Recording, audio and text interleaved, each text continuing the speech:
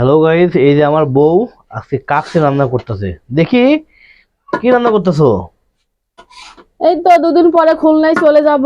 হুম। তা আমার সামনেদার কথা ভাবি তোমরা কাকসি রান্না করে খাইছো একা একাই, আবার মাঝে মাঝে খুলনায় খাও। তো যাওয়ার আগে আমাদের কাকসি রান্না করে খাওয়াই যাবে, কি করা যায়, আবদার তো পূরণ করা লাগবে।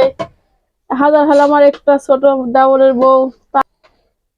তো তার জন্য এই যে কড়াই ভর্তি করি, বাড়ির সবার জন্য কড়াই ভর্তি করি কাকসি বিরিয়ানি রান্না করছি।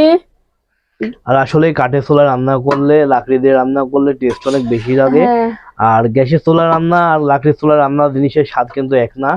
তো বউ আজকে রান্না করতেছে কাকসি, আর কালারটা দেখেন অসাধারণ হয়েছে।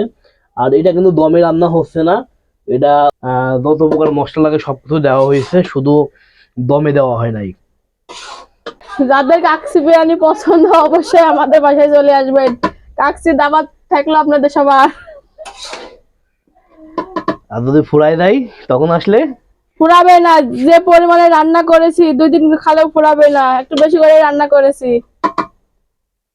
শুধু মাংস আর মাংস, যেহেতু কয়দিন আগে কুরবানির ঈদ গেল, কুরবানির মাংস ছিল। মনের মতো করে আজকে কাকসি রান্না করেছি। ওয়াও,